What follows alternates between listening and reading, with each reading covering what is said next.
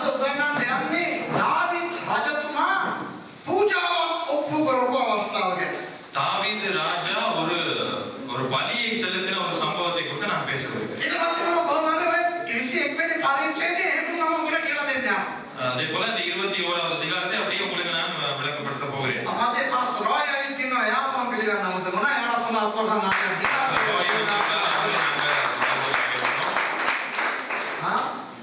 ඉතින් මේ ඔන්න එක රාජාවලිය 21ට ගියොත් ஒன்று நாளாகமம் 21வது அதிகாரத்தை நாங்கள் போனால் 26 වෙනි පදේ මෙන්න මෙහෙම කියනවා. 26வது வசனம் இப்படி சொல்லுகிறது. First Chronicles chapter 21 and verse 26 says, David built an altar to the Lord there and sacrificed burnt offerings and fellowship offerings.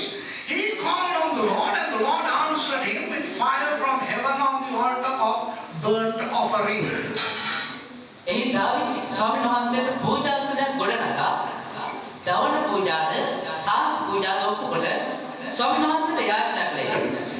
උන්වහන්සේ දවන පූජාසනයට අහසෙන් ගිනියවා ඔහුට උත්තර දුන්සේක.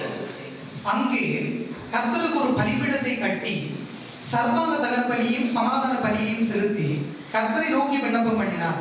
அப்பொழுது அவர் வானத்திலிருந்து சர்வாங்க தகன பலிபீடத்தின் மேல் இறங்கின அக்கினியினால் அவனுக்கு மரணத்திற்கு கொடுத்ததுமல்லாமல் බලන්න කොච්චර ලස්සන මේ සිද්ධියක්. பாருங்கள் எவ்வளவு ஒரு அழகான ஒரு சம்பவம் என்று. දාවිද් රජතුමා දෙවියන් වහන්සේට පූජාවන් ඔප්පු කරනවා. தாவீது ராஜா தேவனுக்கு ஒரு பலியை செலுத்துகிறார். එයා නෙවෙයි ඔප්පු කරනකොට එයා නිලුවනේ නෙවෙයි නමුත් පූජකවරු යවා ඔප්පු කරනවා. அவர் ஒரு லேவியனாக இல்லாதவனால் அவர் இல்ல அதை பலி செலுத்தினார். ஆனால் லேவியர்கள் அவருக்காக பலி செலுத்தினார். දාවිද් රජතුමා දෙවියන් වහන්සේට පූජාවන් ඔප්පු කරපු ආකාරය කොහොමද? தாவீது தேவனுக்கு ஒரு பலியை செலுத்தின விதம் எப்படி? ඔහු පූජාසනයක් හැදුවා. அவர் ஒரு பலிபீடத்தை கட்டினார். ඒ මත මේ දවන පූජා, පාප පූජා, වැනි ওই පූජා ඔප්පු කරනවා. அப்ப அந்த பலிபீடத்தின் மேல இந்த சர்வாங்க தகன பலி அதே போல பாவ நிவாரண பலி இப்படி என்று எல்லா பலிகளையும் செலுத்துகிறார். දෙවියන් වහන්සේ මොනවද කරේ? அப்ப தேவன் என்ன செய்கிறார்? ආසෙන් ගින්දර යවලා வானத்திலே இருந்து ஒரு அக்கினியை அனுப்பி දවන පූජාව පිළිගත්තා. அந்த அந்த தகன பலியை அவர் ஆண்டவரை ஏற்றுக்கொள்கிறார். හිතලා බලන්න අද ඒ වගේ වෙනවනම් நினைத்து பாருங்கள், இன்று அப்படி நடந்தால் எப்படி இருக்கும்? imagine if these things happen today when we offer sacrifices, God's fire comes down and burns up. අදකද කර්මයේ කන්ද වේ වගේ இப்ப பாருங்க, கர்மேல் மலையில ஒரு இப்படிப்பட்ட ஒரு சம்பவம் நடந்தது. කර්මයේ කන්දේ එලියා පූජා ඔප්පු කරනකොට කාටද 18 ஒன்று ராஜாக்கள் 18வது அதிகாரத்திலே அங்கே எலியா ஒரு பலியை செலுத்துகிற நேரத்திலே එතකොට 38 වෙනි පදේ කියනවා අහසෙන් ගින්දර ඇවිල්ලා ඒ පූජාව ඒමම පිළිගත්තා. 38வது வசனத்திலே சொல்கிறது, வானத்திலே இருந்து ஒரு அக்கினி அப்படியே வந்து அந்த பலியை பட்சித்து போட்டது என்று So we சொல்லப்படுகிறது. have other instances when fire came down from heaven to consume the sacrifices, such as in 1 Kings 18:38 when Elijah offered a sacrifice on Mount Carmel. Then අපි එතන ඉඳලා තිබ්බනම් අනේ කොච්චර හොඳට තිබිලා ඇද්දනේ. பாருங்க, நாங்க அந்த இடத்துல இருந்திருந்தா எங்களுக்கு எவ்வளவு எப்படி இருந்திருக்கும். ආසයිද ඒ වගේ ඒවා බලන්න. அப்படி எல்லாம் பார்க்கிறதுக்கு ஆசையா. අත උස්සලා පෙන්නන්න. கைகளை வைத்து காட்டு. මේ කියන්නේ අහසෙන් ගින්දර ඇවිල්ලා அப்படி அந்த வானத்துல இருந்து அக்கினி அப்படி வந்து ඒ පූජාවන් ඔප්පු කරන එක බලන්න ආසයි. அந்த அந்த பலிகள் எல்லாம் அப்படியே எடுத்துக்கொள்றத பார்க்கிறதுக்கு ஆசை. ඒ වගේ කොහොමද අපි දැන් මෙහෙමයි අපි දසයෙන් කොටස දෙනකොට இப்ப நாங்க அப்படி தசம பாகம் காணிக்கலாம் கொடுக்குற நேரம் දසයෙන් කොටස දෙනකොට ගින්දර ඇවිල්ලා ඒක දවන්න ඕනෙලු. அப்படியே நாங்க தசம பாகத்தை கொடுக்குற நேரம் அப்படியே வானத்துல இருந்து அக்கினி அப்படி வந்து அது எல்லாத்தையும் எரிச்சு போட்டுரும். දෙන අයගේ දසයෙන් කොටස දවනවා. දෙන අයගේ දසයෙන් කොටස දවනවා. அந்த கொடுக்குறவங்களோட தசம பாகத்தை அப்படியே எரிச்சு போடுவாங்க. දැන් නැති අයවම දවනවා. கொடுக்காதவங்கள அப்படியே எரிச்சிடுவாங்க. එතකොට අර ඔෆරින් එක අරන් ඉවර වෙනකොට අතන ගින්දර මෙතන ගින්දර අතන ඊට වෙක්කන ඉවරයි මෙතන එක්කන ඉවරයි කරන ඒකට දන්නවා අපිට අන්න හොරු කියලා. அப்ப நாங்க அப்படி தசம பாகம் எல்லாம் கொடுத்துக்கிட்டு இருக்க நேரம் அப்படியே அங்கே ஒருத்தர் எரிஞ்சுக்கிட்டு அப்புறம் அங்கிட்ட ஒருத்தர் எரிஞ்சுக்கிட்டு ஒவ்வொருத்தரும் ஒவ்வொரு இடங்கள்ல எரியிற நேரம் எங்களுக்கு தெரியும் அந்த பாருங்க அவன் தான் கல்யாணம். මේ පාඩමට අදාළ නැහැ. හැබැයි ඔක්කොම අවංකව දසයෙන් කොටස දෙනවනේ. இந்த இந்த இந்த பாடத்துக்கு இது முக்கியமானது இல்லை. ஆனா எல்லாரும் தசம பாகம் காணிக்க கொடுக்குறீங்க தானே? දෙනවනේ. ඕගොල්ලන්ගේ වෙන සභාවට යන කට්ටිය නම් ඕගොල්ලන්ගේ සභාවට හරි දෙනවනේ. நீங்க வேறு சபைகள்ல இருக்கிறவங்களா இருந்தா உங்களுடைய சபைக்கு நீங்க தசமபாகம் கொடுக்குறீங்க தானே. දෙවියන් වහන්සේ අපි දෙන දේ පිළිගන්නවා. ஆண்டவர் நாங்கள் கொடுப்பதை ஏற்றுக்கொள்கிறார். හැබැයි එදා දාවිද්ගේ මේ සිද්ධිය වෙනම සිද්ධියක්. ஆனால் தாவீதுடைய சம்பவம் வேறுபட்ட ஒரு ඒක சம்பவம். මම කියලා දෙන්න යනවා ඕගොල්ලන්ට. அதை நான் உங்களுக்கு சொல்லி கொடுக்க இருக்கிறேன். ඔව් ඒ කතන්දරේ දැනගත්තායින් පස්සේ මම ඇහුවොත් එහෙම එතන ඉඳලා තිබ්බනම් හොඳයිද කියලා ඔයගොල්ලෝ இப்போ அந்த கதையை நான் சொல்லி முடிச்சதுக்கு அப்புறம் உங்களுக்கு உங்கள்கிட்ட இதே கேள்வியை திருப்பி கேட்டேன்னா நீங்க ஐயோ நான் அங்க இருக்காது நல்லோம் அப்படின்னு தோணும் உங்களுக்கு. දැන් ඉතින් අර ඒ ටික විතරයි 26 වෙනි පදේ විතරයිනේ කියුවේ. இப்போ அந்த 26வது வசனத்தை மட்டும் தானே வாசிச்சோம். අපේ මිනිසුන්ට ඒකනේ ඕනේ. இப்போ எங்களுக்கு தேவை அதுதானே. ආස්කම් වෙන්න ඕනේ. எங்களுக்கு அற்புதம் நடக்கணும், සුව වෙන්න ඕනේ. சுகம் அடையணும், ආශිර්වාද වෙන්න ඕනේ. ஆசீர்வாதம் கிடைக்கணும், යාඥා කරනකොට අඬන්න ඕනේ. ஜெபிக்கிற நேரம் அழணும், වැටෙන්න ඕනේ. விழுகணும், වැටුනම ආපහු නැගිටින්න ඕනේ. விழுந்ததுக்கு அப்புறம் திருப்பி எழும்பணும், ආපහු පාස්ට අත තියන්න ඕනේ. மறுபடியும் பாஸ்ட கை வைக்கணும், ආපහු වැටෙන්න ඕනේ. திருப்பியும் விழணும். අනේ අද ක්‍රිස්තියානි අයට වෙලා තියෙන දේ. இன்னைக்கு கிறிஸ்தவர்களுக்கு நடந்திருக்கிற ஒரு கேடு. හැබැයි පස්සු බිමේ තිබෙන බොහෝ දේවල් ආස නැහැ. ஆனா அதன் பின்னணியில இருக்கிற எதுவுமே எங்களுக்கு விருப்பம் இல்ல. Many people love to have those experiences but they don't worry much about the background. Now let's go to the background of this story. මේ කතන්දරේ පිටිපස්සට අපි මොනවද මෙතන උනේ කියලා බලන්න. இந்த கதையினுடைய பின்னணிக்கு போவோம் என்ன நடந்திருக்கு அப்படின்னு. දැන් එතනින් පස්සේ ඊළඟ පදවල කියනවා. இப்ப அதுக்கு பின்னர் அடுத்த வசனங்கள்ல சொல்லப்படுகிறது. දැන් ඇත්තට 29 කියවොත් இப்ப 29வது வசனத்தை நாங்க வாசித்து பார்த்தால் 29 කියනවා දෙවියන් වහන්සේගේ කූඩාරම තිබ්බේ ගිබියොන් වල කියලා. தேவனுடைய கூடாரம் இருந்தது கிபியோனிலே என்று. හැබැයි දාවිද් බය වුණාලු එතනට යන්න. ஆனால் தாவீது பயந்தாராம் அந்த இடத்துக்கு போவதுக்கு. Verses 29 and 30 say that the altar of God or the tabernacle was in Gibeon but David was scared to go there. දැන් සාමාන්‍යයෙන් දැන් පූජාව ඔප්පු කරානේ. இப்ப சாதாரணமா நாங்க பலிய நாங்க கொடுத்தோம் தானே. දැන් පූජාව දවන අහසෙන් ගින්දර ඇවිල්ලා ඒක පුච්චලා දැම්මනම් இப்ப வானத்துல இருந்து ஒரு அக்கினி வந்து அதை பட்சித்து போட்டால் දාවිද්ට හොඳ ජුන්තුවක් ඇවිල්ලා ඉතිනේ. இப்ப தாவீதுக்கு ஒரு நல்ல ஒரு உற்சாகம் வந்திருக்கும். මම හදපු පූජාසනය. நான் செய்த பலிபீடம், මම දීපු පූජාව. நான் கொடுத்த பலி අහසෙන් ගින්දර ඇවිල්ලා ඒක දවලා දැම්මා. இப்ப வானத்துல இருந்து அப்படி அக்கினி வந்து அதை பட்சித்து போட்டது. අයිසේ අපරාධය එකෙක්වත් iPhone එකක් ගෙනල්ලා නැන්නේ ඔය ඔක වීඩියෝ කරන්න. ஐயோ ஐபோன் யாரும் கொண்டாடல அதை வீடியோ பண்றதுக்கு. වීඩියෝ කරලා YouTube දැම්මනා. வீடியோ பண்ணி அதை யூடியூப்ல போட்டிருந்தா David and fire කියලා ගහනවානේ. අයියෝ. ஐயோ டேவிடும் அக்கினியும் அப்படின்னு அடிச்சிருந்திருப்பாங்க தானே. දන්න අපරාධ ඒ කාලේ YouTube අරමෙව නැහැ. அந்த காலத்துல யூடியூப் அது எதுவுமே இருக்கல. දැන් YouTube වලට ගිහිල්ලා සමහර ඒවා ගහලා බලනකොට මට නිකන් ඉන්නා යනවා යට ඉන්නම් උඩ වෙනකම්. இப்ப நான் சில யூடியூப் போயிட்டு ஏதாவது அடிச்சு பார்த்தா கீழ இருந்து மேல வரைக்கும் எனக்கு சிரிப்பு போகுது. God's power in Kuwait, God's power in Bahrain කියලා ගහලා බලන්න. ஆண்டவருடைய வல்லமை பஹ்ரைனிலே, ஆண்டவருடைய வல்லமை குவைட்ல அப்படின்னு அடிச்சு பாருங்க வரும். පාස්ටර් කෙනෙක් සිස්ටර් කෙනෙකුගේ අතේ උලදලා පලයන් ගාලා වැටෙනවා. ඕක YouTube එකේ දාලා කියන දේව බලය කියලා. කියන්න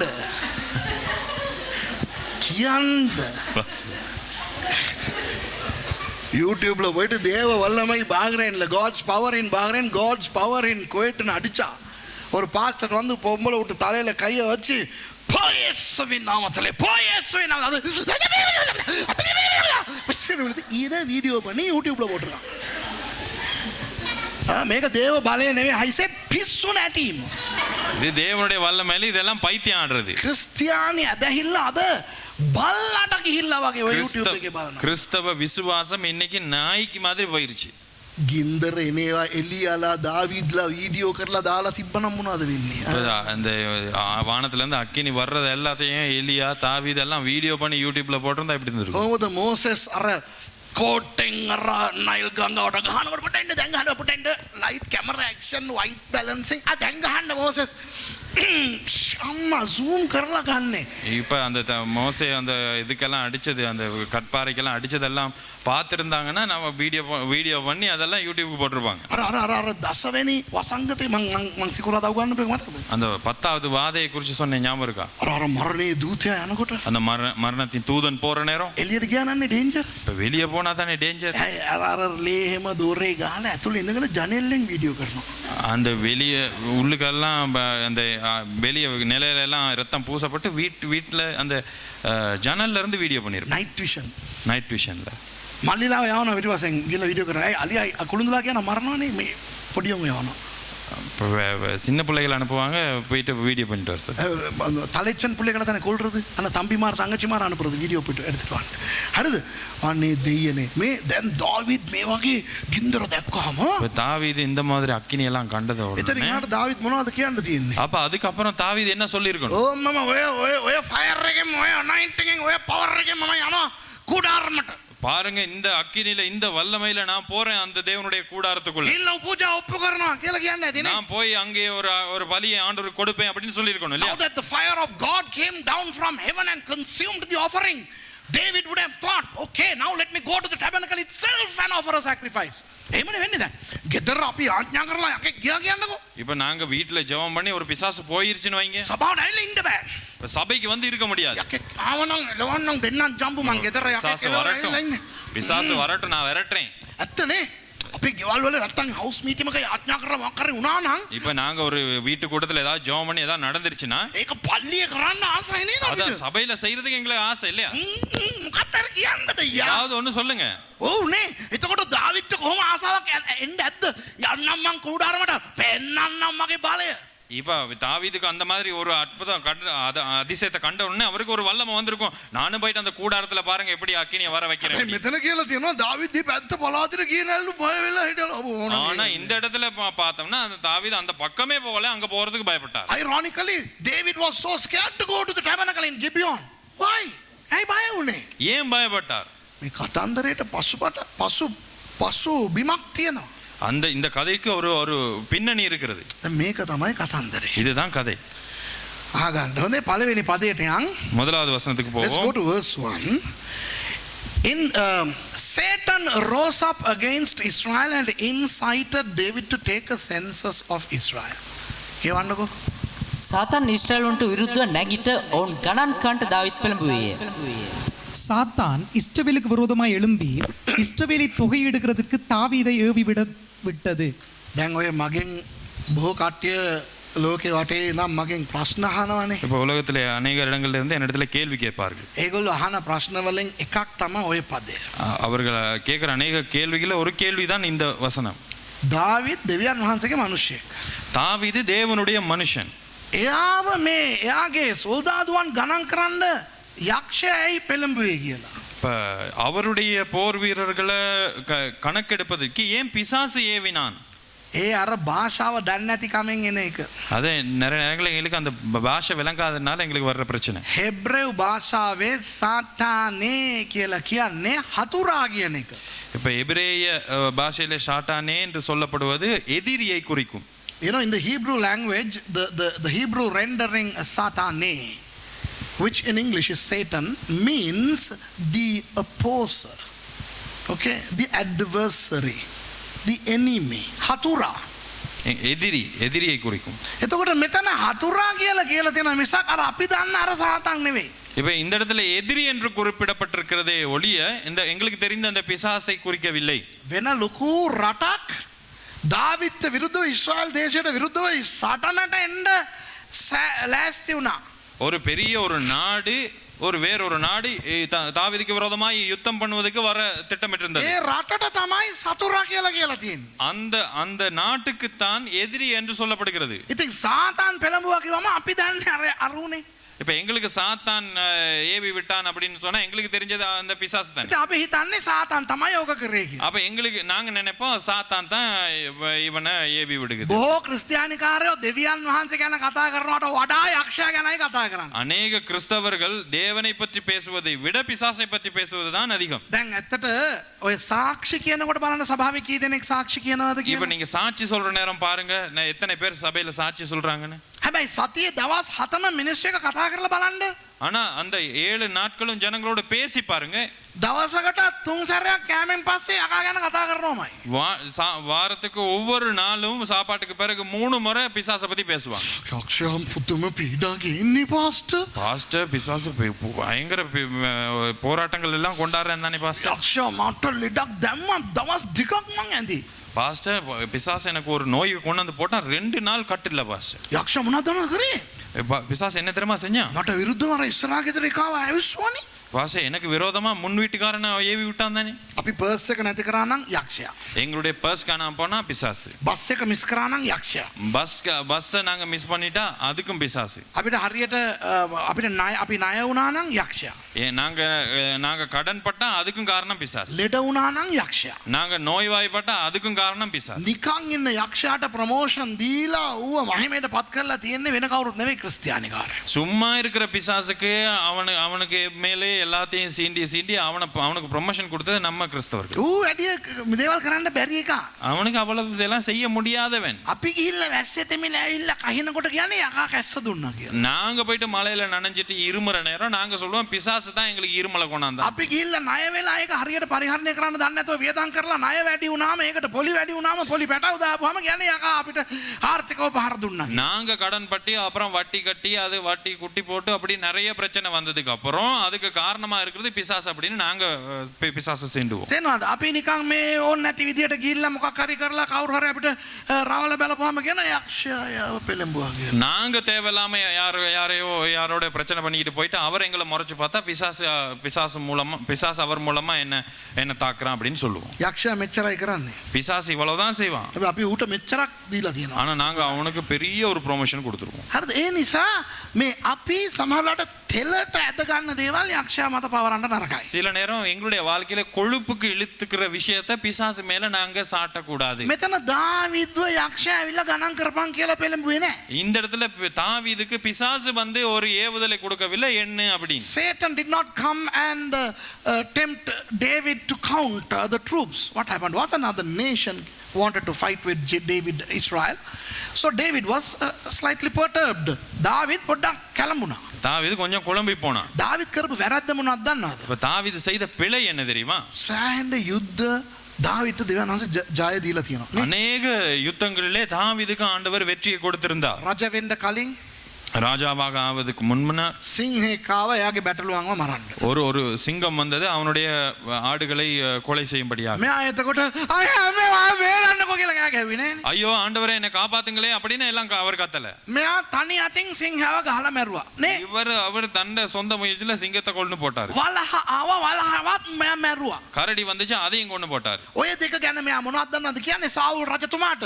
இத பத்தி அவர் சவுல் ராஜாவுக்கு என்ன தெரியுமா சொல்றாரு? මම ගෝලියත්ව මරන්න මට ඉඩ දෙන්න. எனக்கு கோலியாத்தை மேற்கொள்றதுக்கு எனக்கு அதிகாரம் தாங்க. මොකද සිංහෙකුයි වලසෙකුයි එන අවස්ථාවේ දෙවියන් වහන්සේ මට ජයග්‍රහණය දුන්නා කියලා කියනවා. ஒரு கரடியும் ஒரு சிங்கமும் வந்த நேரம் தேவன் எனக்கு வெற்றியை கொடுத்தாரே அதை மேற்கொள்வதற்கு அப்படின்னு அவர் சொல்றார். ගෝලියත්ව මරන්න යනකොට கோலியாத்தை கொலை செய்ய போகிற நேரத்தில் ගෝලියත්ට කියනවා கோலியாத்துக்கு சொல்லுகிறான், උඹ එන්නේ කඩුවෙන් මාත් එක්ක ගහගන්න. நீ வருவது பட்டயத்துல வர்ற என்னோட, මම එන්නේ දේව බලයෙන් කියලා. நான் வர்றது தேவனுடைய வல்லமையிலே என்று சொல்லுகிறான். අවුරුදු 16 දාවිද් කොළු පැටියා ඒ මහා යෝධයාව එක්ක ගල්ලකින් ගහලා මැරුවා. 16 வயது ஒரு சின்ன படியன் தாவீது அந்த அவ்வளவு பெரிய ஒரு கோலியாத்தை ஒரு கல்லினாலே அடித்து கொலை செய்தான். රජ වෙන්න කලින්ම දාවිද්ට ජයග්‍රහණයන් ලබා දුන්නේ දෙවියන් වහන්සේ කියලා දාවිද් දන්නවා. ராஜாவாக அவன் ஆவதற்கு முன்பு அபிஷேகம் பண்ணுவதற்கு முதல்லே அவனுக்கு தெரியும் அவனுக்கு வெற்றியை பெற்றுக் கொடுத்தது ஆண்டவர் என்று. Prior to becoming a king, David knew it was God who gave him victory over the lion, over the bear, over Goliath, and even after becoming a king, over all the enemies. රජ වුණායින් පස්සේ ராஜாவாக ஆனதுக்கு பிறகு අදුල්ලාම් කියන ගුහාවේ හිටියා. හරිද? அதுல்லாம் குகைக்கு போனார். එයාට හොඳ ආමි එකක් ඇවිල්ලා එයාත් එක්ක ජොයින්ට් වුණා. அவரோடு வந்து நல்ல ஒரு போர் வீரர்கள் வந்து சேர்ந்தார்கள். මොන වගේ අයද කාටද කියන්න පුළුවන්? எப்படிப்பட்டவர்கள்? නායකාරයෝ, கடன்காரங்க, ලෙඩ්ඩු, நோயாளிகள், සමාජයෙන් කොන් කරනු ලැබුව අය, சமுதாயத்திலிருந்து திரட்டி விடப்பட்டவர்கள், වාචාලයෝ, ரொம்ப கேடு கட்டவங்க, එපා කරපෙවුන්, வேணான்னு போனவங்க, හොරු, கள்ளங்க, බුරුකාරයෝ பொய்க்காரனுங்க, මේ වගේ උන් තමයි දාවිද්ට හම්බුනේ. இப்படிப்பட்டவங்க தான் தாவீதுக்கு கிடைத்தவர்கள். මට දැන් ඇහෙනවා සමහරව අහනවා මගෙන් එතකොට පහස්ත දාවිද් බයිබල් ස්කූල් එකක්ද කරේ කියලා. அப்ப நீங்க கேக்குறீங்க அப்ப தாவீது பைபிள் ஸ்கூலா செஞ்சீங்க அப்படின்னு. තේරුන්නේ වගේ. ඒ වගේ 300ක් දාවිත් එක්කුණා. அப்படிப்பட்ட ஒரு 300 பேர் தாவீதோட சேர்ந்தாங்க. ඒ 300 තියාගෙන දාවිත් ජය ගත්තා කියන්නේ කැත විදියට. அந்த 300 பேரை வச்சுக்கிட்டு தாவீது வெற்றி அடைஞ்சான் பயங்கரமா. ඊට පස්සේ රජ වුණානේ. அவன் ராஜாவாக ஆனான் தானே. හෙබ්‍රෝන් වල අවුරුදු 7ක් රජ කරා. எப்ரோன்ல 7 வருஷம் அவன் ராஜாவாக இருந்தான். ඉස්රායල් වල අවුරුදු 33ක් රජ කරා. இஸ்ரவேல்ல 33 வருஷங்கள் ඉතින් ඒ ராஜாவாக இருந்தான். රජ වුණායින් පස්සේ ලොකු ලොකු රටාන් වලට ගැහුවා කන පැලෙන්න. இப்படி ராஜாவாக ஆனதுக்கு அப்புறம் பயங்கர பெரிய நாடுகளுக்கெல்லாம் அடிச்சான். Even after becoming a king, he was able to suppress huge great enemies. ඉතින් එහෙම එයා ජය ගන්න හේතු වුණේ කවුද? அப்படி வெற்றி பெறுவதற்கு காரணமாக இருந்தது யார்? දෙවියන් වහන්සේ. தேவன். මෙයාගේ හමුදාවද? இவனுடைய போர் வீரர்களா? මෙයාගේ හැකියාවද? இவனுடைய திறமையா? Was it his stability, stealth? Was it his army? No. God gave him all the victory. ඔහොම ඉන්නකොට இப்படி இருக்கிற நேரம் ඔන්න ලොකු රටක් දැන් මෙයාට ගහන්න එනවා කියලා ආරංචියක් ஒரு பெரிய நாடு இவனுக்கு விரோதமாக வருகிறது என்று இவனுக்கு செய்தி வருகிறது. දැන් මෙයා මොනවද දනවද කරේ? இவன் என்ன தெரியுமா செய்தான்? එක්කෙනෙකුට එන්න කියනවා. ஒருவரை வர சொல்றான். මේ අර ප්‍රශ්නයක් නේ. இங்கே ஒரு பெரிய பிரச்சனை தானே. අර රට එනවලු අපිට ගහන්න. அந்த நாடு வருதான் நம்மளுக்கு அடிக்கிறதுக்கு. වැඩේ තියෙන්නේ දැන් ඔයා පිටත් වෙලා යන්න. கால்ல இந்தாங்க யாழ்ப்பாணம் எனக்கா යන්න. இப்போ நீங்க காலில இருந்து யாழ்ப்பாணம் வரைக்கும் போங்க. ඒ කියන්නේ ඒ ඊශ්‍රායල් දේශයේ ගාල්ල බේර්ෂෙබා ඒගොල්ලන්ගේ යාපනේ දාන්. බේර්ෂෙබා ඉඳලා දාන් වෙනකන් ගිහිල්ලා අපේ හමුදාවේ කී දෙනෙක් ඉන්නවද ගහ ගන්න පුළුවන් අය කියලා ගණන් කරගෙන එන්න කියලා කිව්වා. தான்ல இருந்து பேர்ஷபா வரைக்கும் போயிட்டு அங்கே எங்களுக்கு இருக்கிற ராணுவ பலத்தை பார்த்து கொண்டு வா அப்படின்னு அனுப்புறான். David summoned somebody, a guy called Joab. யோவாப் කියන මනුස්සයට තමයි එන්න කියන්නේ. හරිද? யோவாப் என்கிற ஒரு மனுஷனுக்கு தான் வர சொல்றான். ගිහිල්ලා කියනවා දෙවෙනි පදේ බලන්න. இப்ப இரண்டாவது வசனத்துல வாசித்து பாருங்க. Verse 2 says, so David said to Joab and the commanders of the troops, go and count the Israelites from Beersheba to Dan, then report back to me so that I may know how many are there. David යෝආබ්ටත් සෙනගේ අධිපතින්ට කතා කොට මා විසින් සෙනගේ ගණ දැනගන්නා පිණිස නුඹලා ගොස් බේර්ෂෙබා පටන් දාන් දක්වා වුන් ගණන් කර ඔවුන්ගේ ගණන මාළඟට ගෙනෙල්ලා යයි කීවේය. அப்படியே தாவீது யோவாப்பையும் ஜனத்தின் சேர்வைக்காரரையும் நோக்கி, நீங்கள் போய் பேர்சேபா தொடங்கி தான் மட்டும் இருக்கிற இஸ்ரவேலை எண்ணி அவர்கள் இலக்கத்தை நான் அறியும்படிக்கு என்னிடத்திலே கொண்டு வாருங்கள் என்றான்.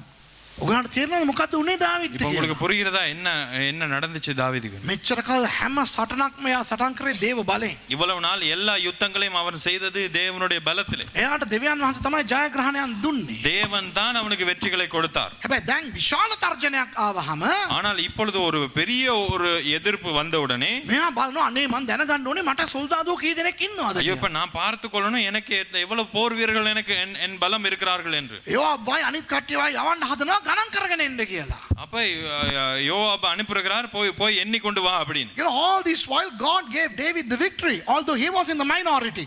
But now when he faced a greater threat, now he wants to count the number of militants he had within his land. யோவாப் කියනවා දාවිද්ට, யோவாப் சொல்லுகிறான் தாவீதுக்கு, අනේ රජතුමනි මොනවද වාට උනේ? ராஜா உங்களுக்கு என்ன நடந்துச்சு? දෙවියන් වහන්සේනේ ඔබතුමාට ජයග්‍රහණ දුන්නේ. ஆண்டவர் தானே உங்களுக்கு வெற்றியை கொடுக்கிறவர். ඉතින් මොකටද මේවා ගණන් බලන්නේ? அப்படின்னா ஏன் இவைகளை எண்றீங்க அப்படின்னு கேக்குறான். දෙවියන් වහන්සේට ඕන නම් සොල්දාදුව වැඩි කරයිනේ. ஆண்டவருக்கு தேவை என்றால் போர் வீரர்களின் எண்ணிக்கையை அதிகரிப்பார் தானே. පස්සේ ওই පරිච්ඡේදය කියවලා බලන්න. பிறகு இந்த நீங்க வாசித்து பாருங்கள் இந்த அதிகாரத்தை. ඒවට දාවිත් කියනවා නෑ මට ෂුවර් එකට මට දැනගන්න ඕනේ කී දෙනෙක් ඉන්නවද කියලා. அப்ப தாவீது சொல்றார் இல்ல எனக்கு சரியா தெரிஞ்சுக்கணும் எத்தனை பேர் இருக்காங்க அப்படின்னு. ඉතින් මෙවුන් යනවා යන්න. அப்போ இவங்க போகிறாங்க. මේගොල්ලෝ ගිහිල්ලා ගණන් කරා. හරි අප්සෙට් මේගොල්ලන්. அப்போ இவங்களுக்கும் மனசு குழம்பு போய் தான் இருக்குது. ඉතින් මේගොල්ලෝ ගණන් කරලා ඇවිල්ලා රජතුමාට කියනවා இவங்க எண்ணிட்டு வந்து சொல்கிறாங்க ராஜாவுக்கு 11 ලක්ෂයක් ඉන්නවා කියලා. 11 லட்சம் பேர் இருக்கிறார்கள் ඒ என்று. කියන්නේ ලක්ෂ 11ක් ඉන්නවලු සටන් කරන්න පුළුවන් අය. அதாவது போராடக்கூடியவர்கள் 11 லட்சம் பேர் இருக்கிறார்கள் என்று. අපිත් මෙහෙම තමා කරන්නේ. நாங்களும் இப்படி தான் செய்கிறோம். We also do the same. நாங்களும் இப்படி தான் செய்கிறோம். දැන් අපිට මොනවද දන්න අපි දෙවියන් වහන්සේගෙන් ආශිර්වාද ලබනවා. நாங்கள் தேவனிடத்திலிருந்து ஆசீர்வாதத்தை பெற்றுக்கொள்கிறோம். රුපියල් 5ක් දෙන්න ස්වාමීනි ඉතින් උන්වහන්සේ දෙනවා. ஆண்டவரே 5 ரூபாய் தாங்க அப்படின்னு கேட்டால் ஆண்டவர் கொடுக்குறாரு. රුපියල් 100ක් දෙන්න ස්වාමීනි උන්වහන්සේ දෙනවා. 100 ரூபாய் தாங்க ஆண்டவரே அப்படின்னு கேட்குறோம், ஆண்டவரே எங்களுக்கு கொடுக்குறாரு. බස් එක ටවුමට එලවගෙන යනකොට பஸ் டவுனுக்கு ஓட்டிக்கிட்டு போகிற நேரம் නවත්තන්න තැනක් නැහැ. நிப்பாட்டுறதுக்கு இடம் இல்லை. යේසුස් වහන්සේගේ නාමයෙන් ස්වාමීන් වහන්සේ අපිට ස්ථානයක් දෙන්න කියලා යාඥා කරලා ඇදහිල්ලෙන් එලවගෙන කැරකි යනවා දෙවියන් වහන්සේ දෙයි කියලා පාකින් ප්ලේස් එක. ஆண்டவரே எங்களுக்கு ஆண்டவரே எங்களுக்கு ஒரு பார்க் பண்ணுறதுக்கு ஒரு இடத்த கொடுங்க அப்படின்னு நாங்கள் ஜெபிச்சுக்கிட்டே போகிறோம். அப்படியே ஆண்டவர் பார்க் பண்ணுறதுக்கு ஒரு இடத்த கொடுங்க. ඔළුව කැක්කම ආවනම් මාර ඇදහිල්ලක් තියෙනවා පැනඩෝල් ගන්න නැතුව සුව වෙන්න. பெனடோல் எடுக்காம தலைவலி வந்தா சுகமாகிறதுக்கு நல்ல விசுவாசம் இருக்கு. සමහර ඔළුව කැක්කමට පැනඩෝල් ගන්නෙත් නැහැ අපිවත් අපිටත් වද දෙනවා. சில பேர் தலைவலிக்கு பெனடோல் எடுக்கவும் மாட்டாங்க. மற்ற கூட இருக்கிறவங்களையும் வதைப்பாங்க. ගොඩාක් රටවල් වල මට වෙන්නේ මේක තමයි.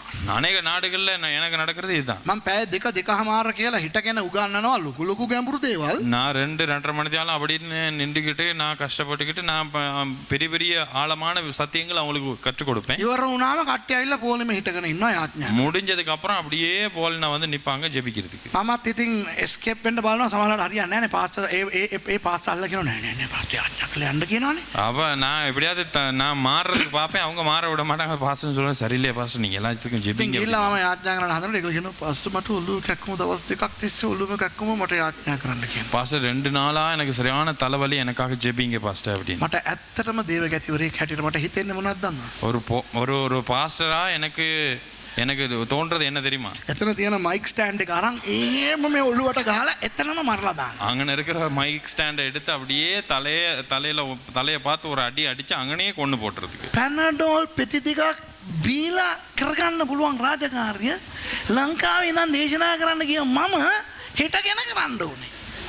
இங்கே 2 பெனடோலை எடுத்துட்டு பேசாம தலைவலியை சுகமாக்கி கொள்ள முடிஞ்ச நேரத்தில் இங்கே இலங்கையிலேருந்து பிரசங்கம் பண்ண போன 2 மணித்தியாலம் பிரசங்கம் பண்ண என்ன வச்சு அவங்களுக்கு ஜெபிக்கணுமா? මට ආස නැහැ මිනිස්සුන්ගේ ඔළුව වලට අත තියලා යාඥා කරනවා. කරේ අත තියනවනේ. அப்போ எனக்கு விருப்பம் இல்லை தலையில கை வச்சு ஜெபிக்க. நான் அப்படி தோளுக்கு கை வச்சேன். එතකොට ඒ ලෙඩා ඒ කියන්නේ ඔළුව කැක්කම දවස් දෙකක් තියෙන ලෙඩා දැන් මේව අත තිබ්බාම இப்போ நான் அப்படி கை வச்ச உடனே කියලා තියෙනවා.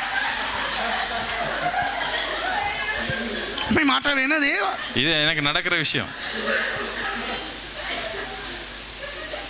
ඒ වගේ ඔළුව කැක්කුමට පාකින් වලට රුපියල් 10ට 100ට එහෙම ඇදහිල්ල තියෙනවා ක්‍රිස්තියානි කාරයාට. இப்போ அந்த பார்க்கிங்க்கு 100 ரூபாய்க்கு 200 ரூபாய்க்கு இப்படி எல்லாத்துக்கும் விசுவாசம் இருக்கு கிறிஸ்தவர்களுக்கு. හැබැයි ලොකු ප්‍රශ්නයක් ආවනම් ஆனா பெரிய பிரச்சனை ஒண்ணு வந்தா, ලොකු ලෙඩක් ආවනම් පිළිකාවක් වගේ එකක් ආවනම් ஒரு பெரிய ஒரு நோய் ஒரு ஒரு என்னது புற்றுநோய் மாதிரி ஒரு பெரிய நோய் வந்தா ගියක් ගන්න ඕනේ. மருந்து எடுக்கணும், නෑ ගියා ஒரு வீடு வாங்கணும், නැත්තම් ලොකු ප්‍රශ්නයක්. ஒரு பெரிய பிரச்சனை. ඒකට ඒ තරම් ෂුවර් නෑ. அந்த அளவுக்கு ஒரு நம்பிக்கை நம்மளுக்கு இல்லை. දෙවියන් වහන්සේගෙන් ඉල්ලනවට වඩා හොඳයි தேவன்கிட்ட கேட்கறத விட நல்லோம் டுபாய் நந்தගෙන් අහන එක. துபாயில இருந்து வந்த மாமி கிட்ட கேட்கறது நல்லோம். තේනවා අපි අය එහෙම තමයි. எங்கட ஆக்கள் அப்படிதான். රුපියල් 10 100 ඉල්ලන්නේ දෙවියන් වහන්සේගෙන්. இந்த 10 ரூபாய் 20 ரூபாய் 100 ரூபாய் கேட்கறது ஆண்டவர்கிட்ட. 10 2000 ඉල්ලන්නේ පාස්ටර්ගෙන්. இந்த 1000 ரூபாய் 2000 ரூபாய் கேட்கறது பாஸ்டர் கிட்ட. 10,000 டுபாய் நந்தගෙන් නැත්තම් බහරේන් මාමගෙන්. 20,000 30,000 அப்படி எல்லாம் கேட்கறது துபாய் மாமி கிட்டயும் மாமா கிட்டயும். නාරද හිල්ලක් அது ஒரு புதுமையான ஒரு விசுவாசம். ඔළුව කැක්කුමට නෑ මේක ඔළුව කැක්කුමට අර චර්ච් එකේ ඉන්න බ්‍රදර් යාඥා කරන්නේ. அந்த தலைவலிக்கு ஜெபிக்கணும் சர்ச்சில் இருக்கிற பிரதர். දවස් 5ක් මේ උනනම් ලේඩිස් මීටින්. 5 நாள் காய்ச்சல் தொடர்ந்து இருந்துச்சுன்னா லேடிஸ் மீட்டிங்ல ஜெபிக்கணும். හරිද? ඊට පස්සේ මාසයක් තිස්සේ ස්පිතාලට යනවා එනවා වගේ නම් ඕල් නයිට් ප්‍රේයර් එකට නැත්තම් ප්‍රේයර් චේන් එකට.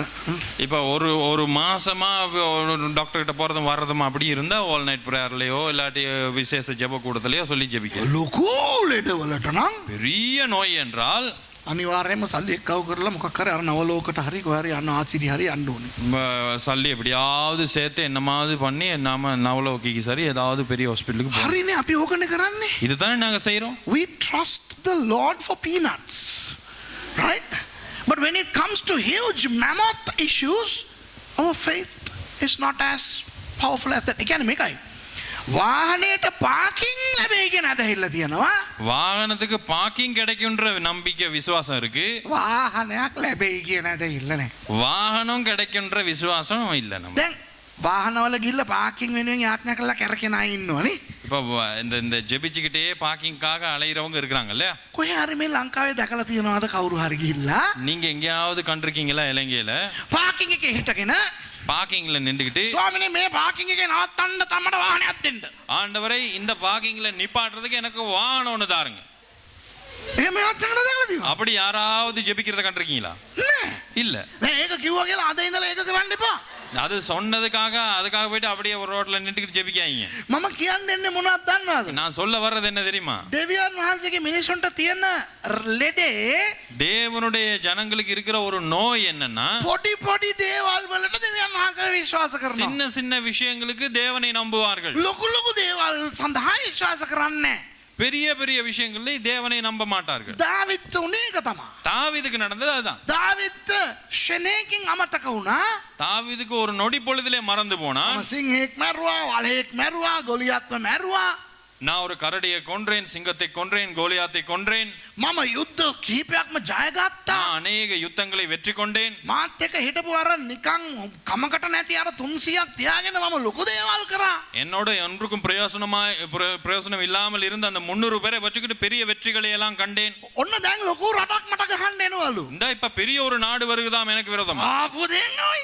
வரட்டும். මට ගෝලියත්ව ජය දුන්න දෙවියන් වහන්සේ ඉන්නවා කියන ඇද ඉල්ලන්නේ. எனக்கு என்னோடு அந்த கோலியாத்துக்கு கோலியாத்தை மேற்கொள்ள அதிகாரம் கொடுத்த அந்த தேவன் என் பக்கத்துல இருக்கிறார் என்று சொல்ல முடியாம போயிருச்சு. යෝබ්ට කතා කරලා කියනවා ගිල්ල ගණන් කරපන්. யோவாபுக்கு கூப்பிட்டு சொல்றான் போயிட்டு எண்ணிட்டு வா அப்படி. ලොක්කට වැඩිය යෝබ්ට ඇදහිල්ල තියෙනවා. இப்ப யோவாபுக்கு பெரியவரை விட யோவாபுக்கு விசுவாசம் இருக்கு. යෝබ් කියනවා රජතුමනි මොනවද ඔබතුමාට උනේ? அவன் சொல்றான் ஐயோ ராஜா உங்களுக்கு என்ன நடந்துச்சு அப்படி. ගණන් කරන්න ඕනේ නැහැ. දෙවියන් වහන්සේ ඉන්නවනේ කිය. ஐயோ என்ன தேவலை ஆண்டவர் தான் நம்ம கிட்ட இருக்காரு. රජතුමා කියනවා නෑ නෑ ගණන් කරගෙන වරේ. அப்ப ராஜா சொல்றாரு இல்ல இல்ல போயிட்டு வா அப்படி. ඉතින් කී කරු වෙන්න එපේ. அப்ப கீழ்ப்படியணும் தானே. හිතේ අමාරුවෙන් යනවා ගණන් කරන්න. அவன் மன வருத்தத்தோடு போறான் எண்ணிட்டு வர்றது. You know, David failed to realize for a moment that it was God who had given him all the victory hitherto when he encountered this huge enemy just like us.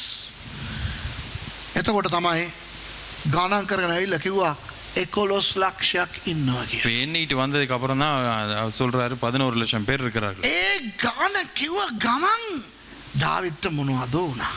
அந்த எண்ணிக்கை சொன்ன உடனே தாவீதுக்கு என்னமோ நடந்துச்சு. අයියෝ මොනවද ওই මං කරගත්තේ කියලා හිතුණා. ஐயோ என்னத நான் என்ன செஞ்சு தொலைச்சேன் அப்படின்னா அவரு When the number was told to him that there were 1.1 million soldiers throughout Israel and 470,000 soldiers within Judah itself, that was when David was a little bit concerned. He knew something was wrong.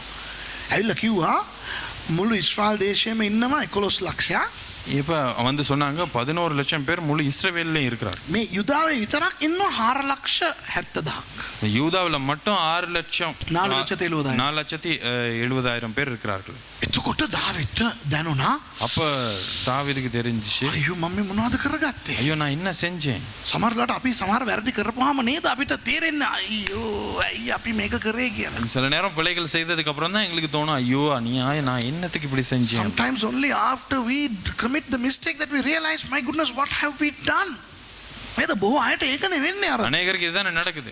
අර කසාද බැඳලා අර pastor කියනකොට උඹලා දෙන්න ස්වයං පුරුෂ භාරය එතකොට තමයි හිතෙන්නේ මගේ දෙයනේ මොනවද මම මේ කරගත්තේ කියලා බොහෝ අයට දැනෙන්නේ ඒ වෙලාවේ නේ. கல்யாணத்துல போது அந்த பாஸ்டர் வந்து நீ இன்று முதல் நீங்க புருஷனும் பொண்டாட்டியுமா இருப்பீங்கன்னு சொன்னதுக்கு அப்புறம் தான் அவங்களுக்கு தோணும் ஐயோ என்ன செஞ்சு தொலைச்சேன் அப்படின்னு. එහෙමද? අනේ වෙන අයට. மற்றவர்கள் නෑ සමහරලාට අපි මොකක් හරි වැරදි කරපුවාම ඊට පස්සේ තමයි අපිට දැනෙන්නේ. දාවිද්ට දැනුණා. சில நேரம் நாங்க ஏதாவது பிள்ளை செஞ்சதுக்கு அப்புறம் தான் எங்களுக்கு தோணும் நாங்க செஞ்சது பிள்ளை. දෙවියන් වහන්සේට තරහ ගියා කියන්නේ යන්නේ නැද්ද තරහ කියන්නේ? ஆண்டவருக்கு பயங்கரமா கோபம் போயிருச்சு. Wouldn't God be upset? දෙවියන් වහන්සේ ගිහිල්ලා ගාත් කියන මේ අනාගත වත්තර වෙනට කිව්වා මේ වරෙන්.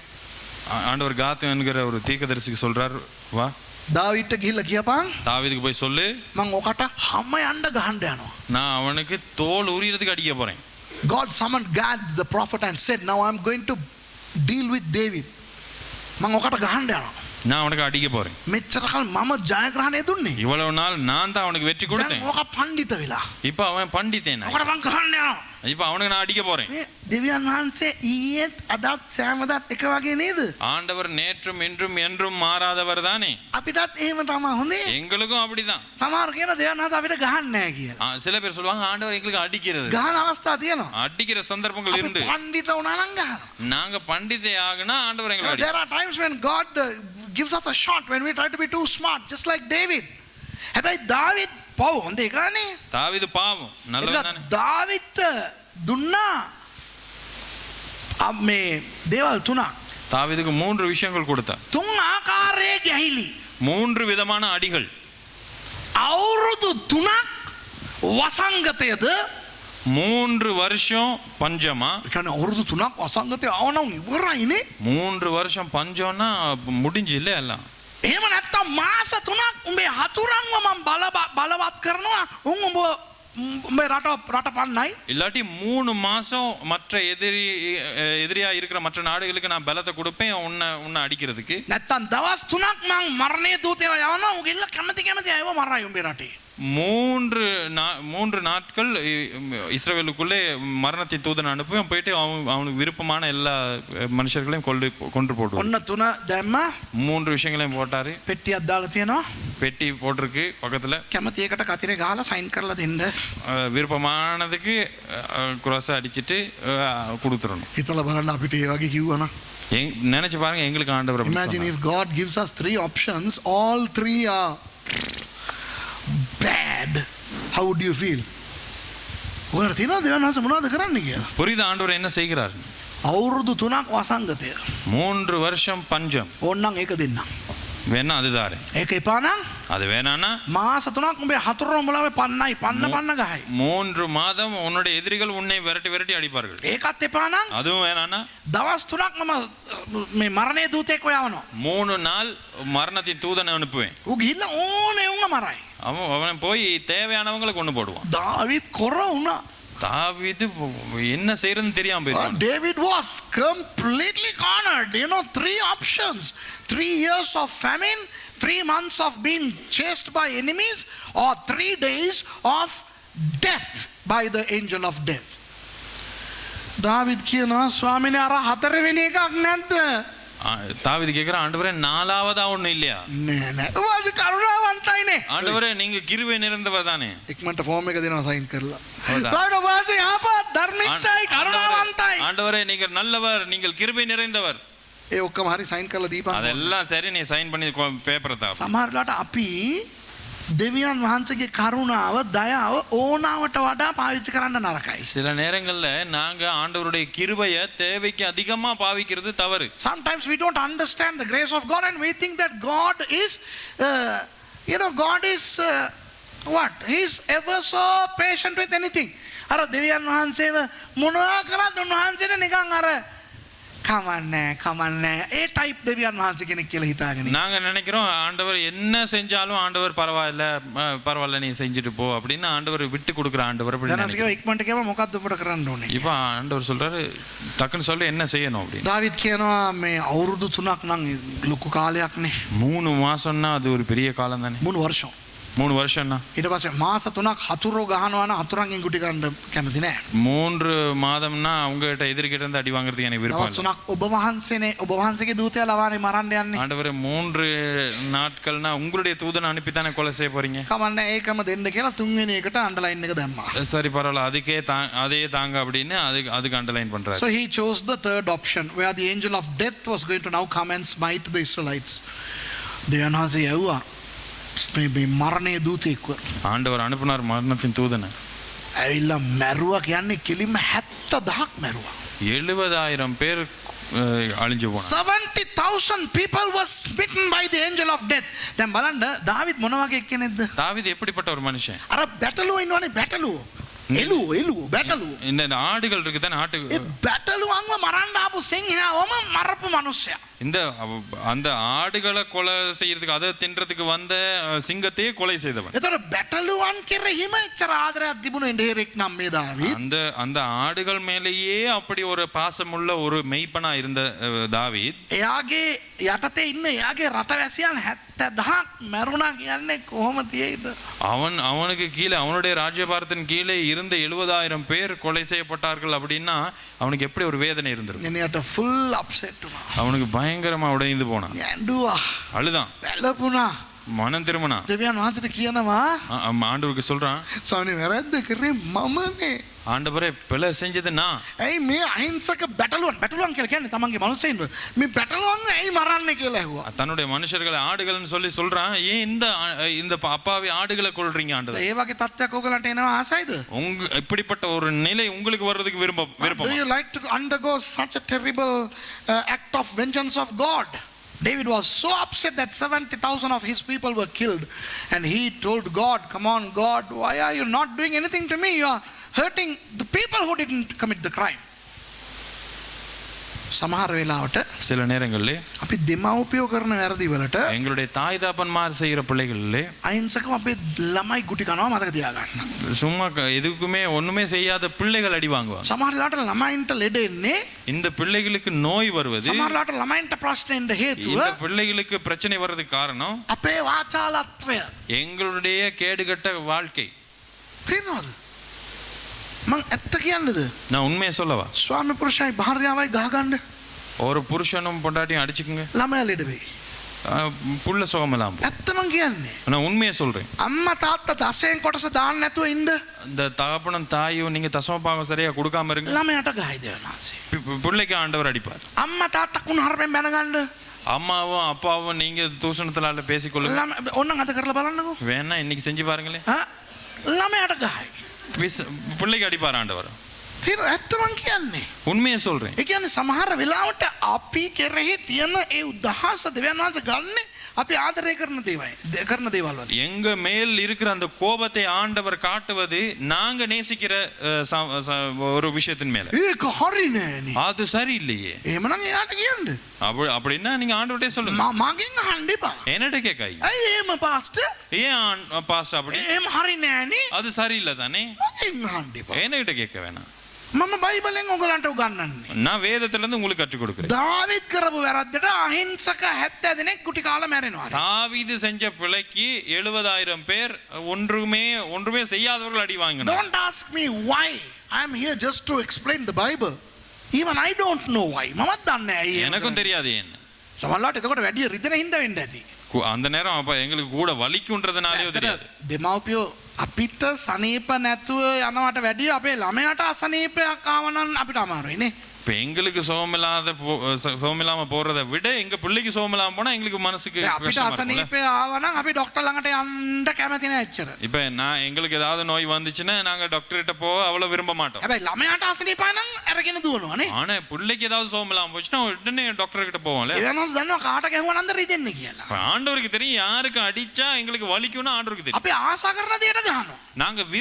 நாங்க ஆசைப்படுகிற ஒரு விஷயத்துக்கு அடிப்பார். දැන් අපි දෙවියන් වහන්සේට අකමැති දේ කරා නම් நாங்க ஆண்டவருக்கு விருப்பமில்லாத ஒரு விஷயத்தை செஞ்சா අපිට ගහනවට වඩා எங்களுக்கு அடிக்கிறதை விட අපි ආසා කරන වාහනයට ගහනවා. நாங்க ஆசைப்படுகிற வாகனத்துக்கு ஆண்டவர் අපි அடிப்பார். ආසා කරන ගෙදරට ගහනවා. நாங்க ஆசைப்படுகிற வீட்டுக்கு அடிப்பார். අපි ආසා කරන රැකියාවට ගහනවා. நாங்க ஆசைப்படுற தொழிலுக்கு அடிப்பார். අපි ආසා කරන කාට හරි ගහනවා. நாங்க ஆசைப்படுகிற யாராவது ஒரு நபருக்கு அடிப்பார். ඕක දෙවියන් වහන්සේගේ ක්‍රමයක්. இதுதான் ஆண்டவருடைய ஒரு முறை. ඇයි එහෙම කියලා අහන්න එපා. ஏன் அப்படின்னு கேட்காதீங்க. Don't ask me why, I don't know why, but that's one of God's bad habits of attacking things that we love when we commit mistakes. ළමයින්ටත් ඕක තමයි. பிள்ளைகளுக்கும் அப்படிதான். ළමයි මොන හරි දෙවියන් වහන්සේට කැමති නැති දේ කරපුවාම பிள்ளைகள் ஏதாவது ஆண்டவருக்கு விருப்பம் இல்லாத ஒரு காரியத்தை செய்தால் ඕගොල්ලන්ට ගහන්න නැතුව ඕගොල්ලන්ගේ අම්මා තාත්තට ගහනවා. உங்களுக்கு அடிக்காம உங்க பெற்றோருக்கு அடிப்பார். එතකොට සමහරවිට මොකක් හරි ගැහිලි ඕගොල්ලන්ගේ පවුලේ තියෙනවා නම් ஏதாவது ஒரு அடி உங்களோட குடும்பத்துல விழுகுதுன்னா ඒ පුද්ගලයා නෙවෙයි. එයාට ආදරය කරන කවුරු හරි මොකක් හරි ජල් ප්‍රීස් වැඩක් කරලා ඇති බලන්න ඕනේ. அந்த நபரா இருக்காது, அந்த நபரை நேசிக்கிற ஒரு யாராவதுக்கு ஏதாவது ஒரு பிரச்சனையா இருக்கும். මම දාවිද්ට ඕක තමයි වුනේ. இதுதான் தாவீதுக்கு நடந்துச்சு. So David was very upset that 70,000 of his people were killed. So he was asking God, "Ane Lord, I did the mistake. Why did you kill these people?" So God thought, "Okay, I'll relent from what I was going to do." මම කරගෙන යන දෙයින් මම හැරෙන්නම් කියලා දෙවියන් වහන්සේ හිතුවා. அப்ப தாவீது ஆண்டவர்ட்ட மனம் திரும்பினதுக்கு அப்புறம் ஆண்டவர் சொல்ல, சரி நான் செய்து கொண்டிருக்கிறதே நான் திரும்புறேன் அப்படி. දෙවියන් වහන්සේ කිව්වා අර සංහාරයේ දූතයාට ඒ මරණයේ දූතයාට කිව්වා ඔහොම නවත්තන්න හරි දැන් ඇති කියලා කිව්වා. அப்ப அந்த மரணத்தின் தூதனுக்கு ஆண்டவர் சொன்னாரு, போதும் நிறுத்து அப்படி. එතකොට ඒ දූතයා දැන් මරාගෙන අර ඕර්නාන් කියන මිනිහෙක්ගේ මේ කුඹුර ඒ වෙනකන් ඇවිල්ලා. இப்போ ஓர்னான்ங்கிற ஒரு மனுஷனுடைய ஒரு வயல் வரைக்கும் போயிட்டாரு. එතකොට දැන් මේ පැත්ත ඔක්කොම මරාගෙන ගිහිල්ලා තව ඉතුරු තියෙනවා.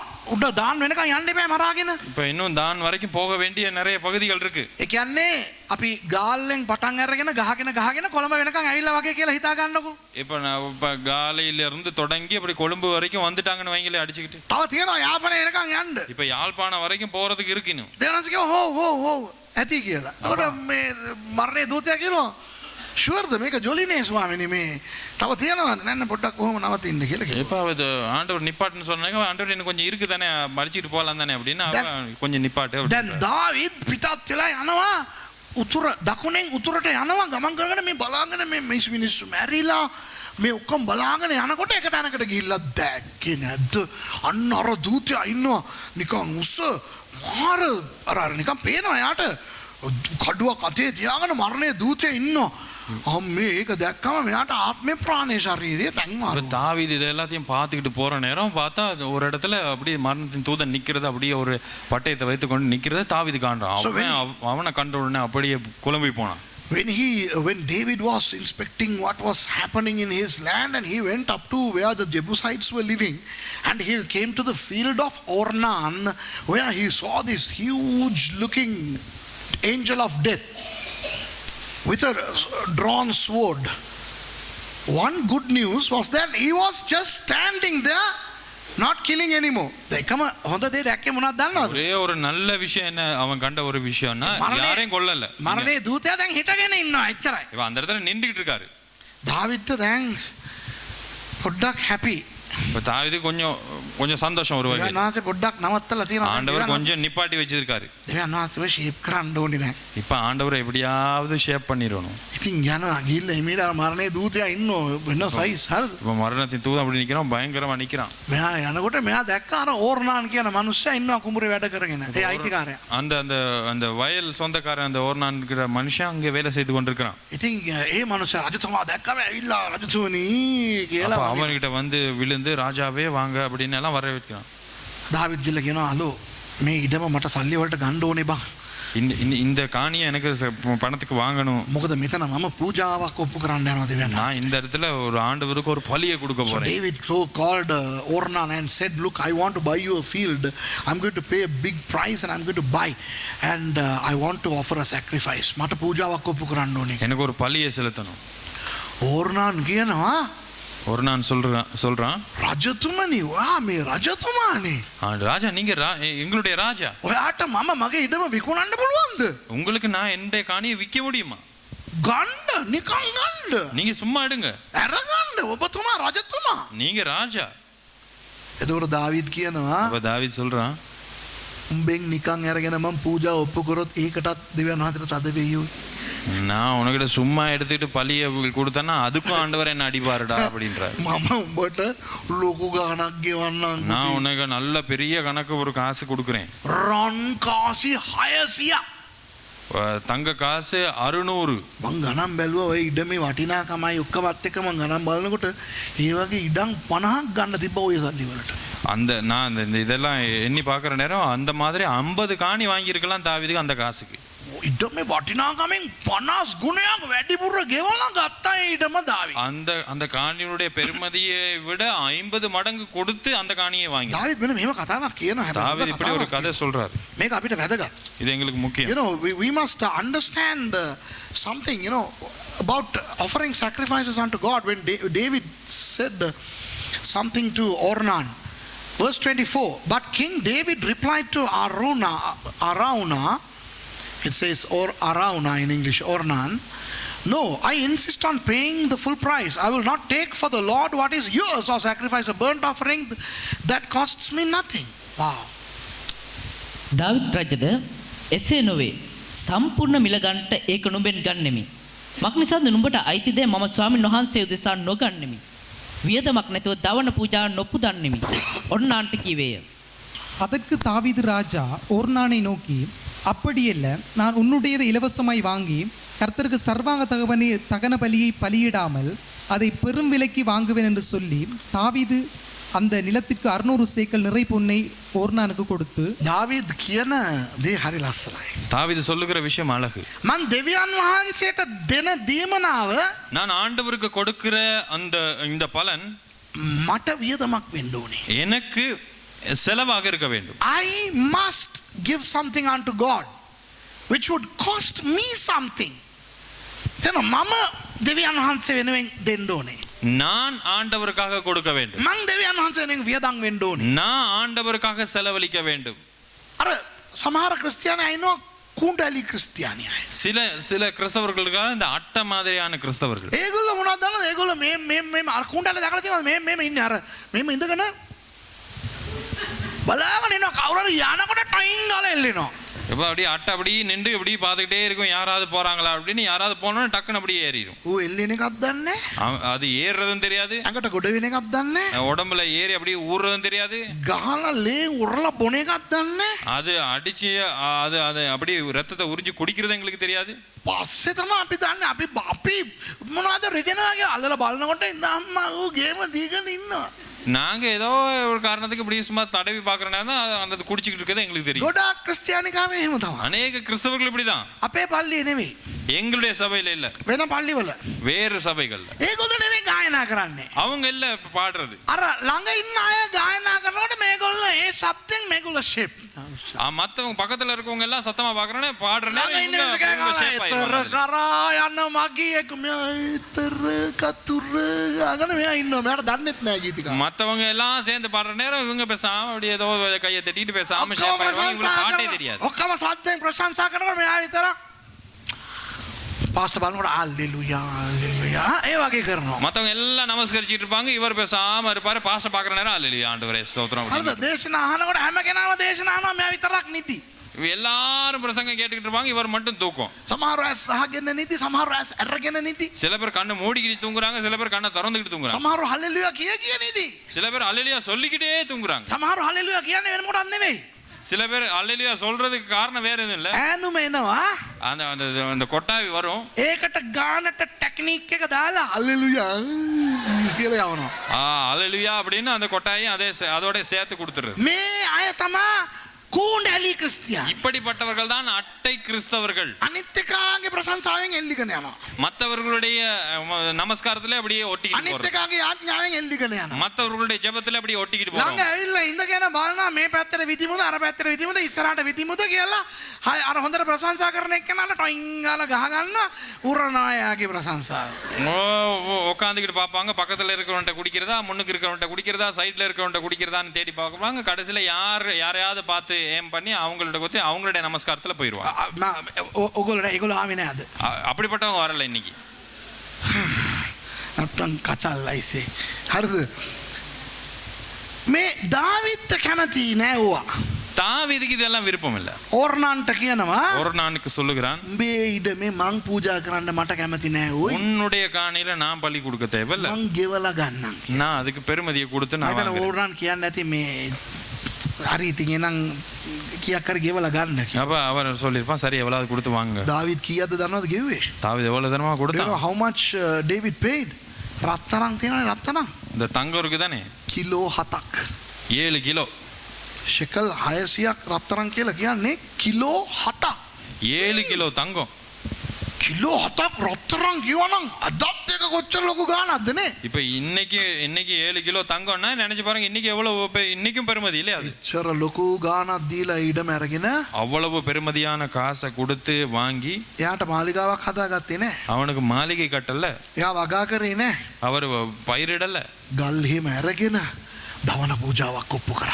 கல்லுகள்லாம் சேர்த்து ஒரு பலிபீடத்தை கட்டி அங்க ஆண்டவருக்கு பலியை செலுத்துகிறார். Having paid 7 kilograms of gold, right, 600 shekalim of gold to David, he purchased the land of Ornan, and then he, without erecting a palace or doing anything for his own self, he erected an altar and he offered sacrifices unto God, making Divyan Hanse කැමති වුණා. இதுல இருந்து ஆண்டவர் ஏற்றுக்கொண்டார். උන්වහන්සේගේ උදහස හැරුණා. ஆண்டவருடைய அந்த கோபம் அப்படியே திரும்பிடுது. උන්වහන්සේ දාවිද්ගේ පූජාව පිළිගන්න ගෙන්දර යවුවා. ஆண்டவர் அந்த தாவீதுனுடைய அந்த பலியை ஏற்றுக்கொள்வதற்கு அப்படியே அக்கினியானார். You know, that changed the mind of God. You know, God's anger was quenched and God sent fire to consume the sacrifice, and then he ordered the angel of death, now you better put your sword aside. ඊට පස්සේ දෙවියන්වහන්සේ කියනවා ඒ මරණයේ දූතයාට මේ කඩුව දැන් දාලා මෙහාට වරෙන් ඇති යහුවා කියලා. அந்த மரணத்தின் தூதனுக்கு ஆண்டவர் கட்டளை இடுகிறார், உன்னுடைய பட்டயத்தை விட்டுட்டு நீ வா மேல. හොඳයි. දැන් අද දෙවියන්වහන්සේ අපිට මොනවද කියන්නේ? இப்ப ஆண்டவர் என்ன சொல்லுகிறார் எங்களுக்கு? What does God tell us today? මෙන්න මේකයි පළවෙනි එක. இப்ப இதுதான் முதலாவது விஷயம். අපි දෙවියන් වහන්සේ කෙරෙහි හැම දෙයකම රඳා පවතිනවද? நாங்கள் ஆண்டவருடைய காரியங்களுக்கு எப்பொழுதும் நிலைத்திருக்கிறோம். Are we relying and dependent on the Lord for everything? එහෙම නැත්නම් පොඩි දේවල් වලට උන්වහන්සේව බලාපොරොත්තු වෙලා ලොකු ලොකු දේවල් වලට අපි ලෝකෙ දිහා, බැංකුව දිහා, මාමලා දිහා, නැන්දලා දිහා, අල්ලපු ගෙදර මිනිස්සුන් දිහා අපි බලනවාද? நாங்க சின்ன சின்ன விஷயங்களுக்கு ஆண்டவரை நாடி விட்டு பெரிய பெரிய விஷயங்களுக்கு எங்களுடைய சொந்தக்காரர், எங்களுடைய மாமா, எங்களுடைய பெரியப்பா அப்படின்னு ஒவ்வொருத்தரை நாங்க தேடுறோமா? අදහිලිවන්තයා කියන්නේ விசுவாசி என்றால் පොඩි දේ පටන් ලොකු දේ දක්වා හැම දේ සඳහාම දෙවියන් වහන්සේව බලන මනුෂ්‍යයා. சின்ன விஷயத்துல இருந்து எல்லா பெரிய விடயங்கள் வரைக்கும் தேவனை எதிர்பார்த்து கொண்டிருக்கிறவர். A true believer is the one who looks unto God for the peripheral things all the way to the grave things, deep things. හොඳේ? හරි. දැන් අපේ ජීවිතේ අපි වැරදි කරලා තියෙනවා නම්, இப்ப எங்களுடைய வாழ்க்கையில நாங்க பிள்ளைகள் செய்திருந்தா, දෙවියන් වහන්සේ අපිට ගහනවා නම්, ஆண்டவர் எங்களுக்கு அடிக்கிறார் என்றால் අපි දෙවියන් වහන්සේට විරුද්ධව කතා කරන්න නරකයි. நாங்க ஆண்டவருக்கு விரோதமாய் பேசக்கூடாது. දාවිද එහෙම දෙයක් කරේ නැහැ. தாவீது அப்படிப்பட்ட ஒரு விஷயம் You செய்யல. know, when God chastised David, he was not complaining. David was not complaining. David took on board the punishment of God. දෙවියන් වහන්සේ ගහපු ගැහිල්ල පිළිගත්තා.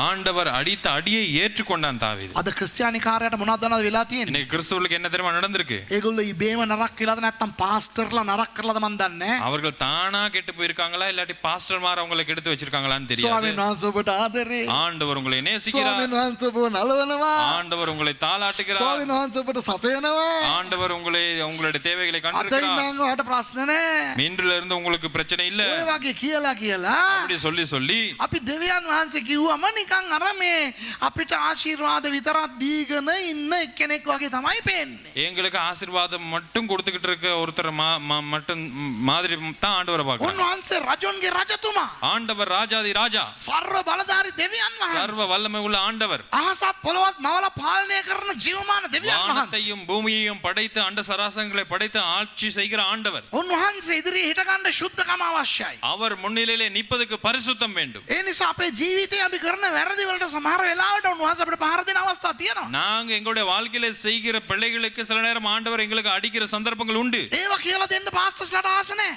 அவைகளை சொல்லி கொடுப்பதற்கு பாஸ்டருக்கு விருப்பம் ඒ இல்லை. වගේ ඒවා අහන්න මිනිසුන්ට ආස නැහැ. அப்படிப்பட்ட விஷயங்களை கேட்பதற்கு ஜனங்களுக்கு விருப்பம் இல்லை. අපි ඒ පැත්තත් පිළිගන්න ඕනේ. நாங்க அந்த பகுதியையும் பார்க்க வேண்டும். අපේ ජීවිතයට දෙවියන් වහන්සේ දෙන සමහර තරවටු අපි පිළිගන්න පුළුවන් වෙන්න ඕනේ. எங்களுடைய வாழ்க்கையிலே ஆண்டவர் எங்களுக்கு கொடுக்கிறதான சில கண்டிப்புகளை ஏற்றுக்கொள்ளும் மனப்பான்மை எங்களுக்கு வர வேண்டும். හැදෙන්න ඕනේ.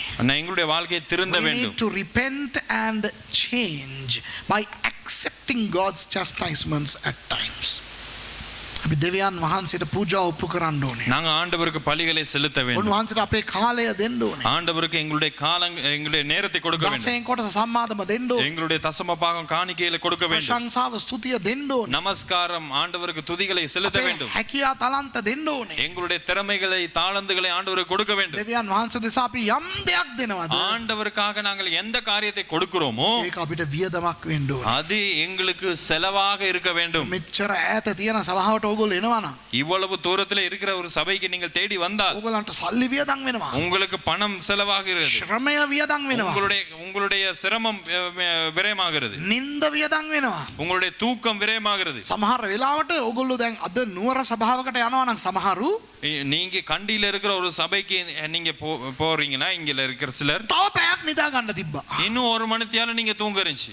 තව මහන්සි අඩුවෙන් ගමන් කරන්න තිබ්බා. இன்னும் கொஞ்சம் லேசா போக இருந்துச்சு. හැබැයි දෙවියන් වහන්සේට අපි යම් දෙයක් දෙනකොට ஆனால் ஆண்டவருக்கு நீங்க ஒரு காரியத்தை கொடுக்கிற நேரம் ඒක අපිට වියදමක් වෙන්න ඕනේ. எங்களுக்கு ஒரு செலவாக இருக்க ඒ வேண்டும். ශ්‍රමයක් වෙන්න ඕනේ. எங்களுடைய சிரமமாக இருக்க வேண்டும். මහන්සියක් වෙන්න ඕනේ. நாங்கள் கஷ்டப்பட வேண்டும். ඒක තමයි දාවිද් තුමා එතන කියන්නේ. அதுதான் தாவீது அந்த இடத்துல செய்தான். ක්‍රිස්තියානි ජීවිතය කියන්නේ පහසු ජීවිතයක් නෙවෙයි. கிறிஸ்தவ வாழ்க்கை என்பது இலகுவான வாழ்க்கை அல்ல. මල් යානාවක් නෙවෙයි. ஒரு மலர் வளையம் போல ஒரு வாழ்க்கை அல்ல. පුළුල් මාවතක් නෙවෙයි. ஒரு அகலமான பாதை அல்ல. පටු මගක්. ஒரு ஒடுங்கிய பாதை. කටු ගමනක්. முட்கள் நிறைந்த ஒரு வழி. අපහසු ජීවිතයක්. கஷ்டமான ஒரு பாதை. ඒ අපහසු ඒ ජීවිතය අපි දෙවියන් වහන්සේට පුද කරා නම් තමයි அந்த கஷ்டத்தோடு அந்த கஷ்டமான வாழ்க்கை ஆண்டவருக்கு கொடுத்தால் தான் අහසෙන් ගින්දර එන්නේ. வானத்தில இருந்து அக்கினி வருவது. අහසෙන් ගින්දර එන්නේ මොනවද පෙන්වන්නේ? வானத்திலிருந்து அக்கினி வருவது எதை காட்டுகிறது? මහිමය. தேவனுடைய மகிமை. Fire coming from heaven denotes glory. If only we spend for God, not just money, our time, energy, comfort, whatever, talents, abilities, then will God send his glory down. අපි උන්වහන්සේ වෙනුවෙන් යමක් අපි වෑයම් කරනකොට වියදම් කරනකොට நாங்கள் ஆண்டவருக்காக ஏதாவது ஒரு காரியத்தை செலவு செய்கிற நேரம் அவருக்காக கஷ்டப்படுகிற நேரத்திலே එතකොට තමයි උන්වහන්සේ මහිමය. அப்பொழுதுதான் ஆண்டவருடைய மகிமை இறங்கும். ආමේන්. ஆமென். අපි නිකන් ඇඳේ ආසික් එකේ බුදිය ගන්න දෙන්න මහිමය වන්න ස්වාමීනි මහිමය වන්න ස්වාමීනි කියලා කියවන මහිමය ඉන්නේ. நாங்க கட்டில நல்லா அப்படியே அழகா படுத்துக்கிட்டு ஆண்டவரே மகிமை அனுப்பும் ஆண்டவரே மகிமை அனுப்பும் ஆண்டவரே அப்படின்னு சொன்னா ஆண்டவர் அனுப்ப மாட்டார். හරිද? අපි එහෙම අර කුණැල්ල වගේ අනිත් එකව එලිලා ඉන්නකොට அந்த அட்டை மாதிரி மத்தவங்களை தொத்திக்கிட்டு இருக்க நேரம் පරිස්සමෙන් கவனமா இருக்கும். මොකද මේ අනිත් එක්කෙනාගේ ලේබනෝට යාට ඩයබටිස් නම් ඒ අපිටත් වෙනවා ඒක. இப்ப நாங்க மத்தவங்களுடைய ரத்தத்தை குடிக்கிறோம்னா அவங்களுக்கு டயபெட்டிக் இருந்தா அவங்களுடைய நோய் நம்மளுக்கு வந்துடும். අපේම දෙවියන් වහන්සේට පූජා කරනවා. நாங்களே ஆண்டவருக்கு பலியை கொடுக்க අපි வேண்டும். දෙවියන් වහන්සේට කැප වෙමු. நாங்க ஆண்டவருக்கு எங்களை ஒப்பு கொடுக்க අපි வேண்டும். නැගිට සිට යාඥා කළා. நாங்கள் எழுந்திருந்து ஜெபம்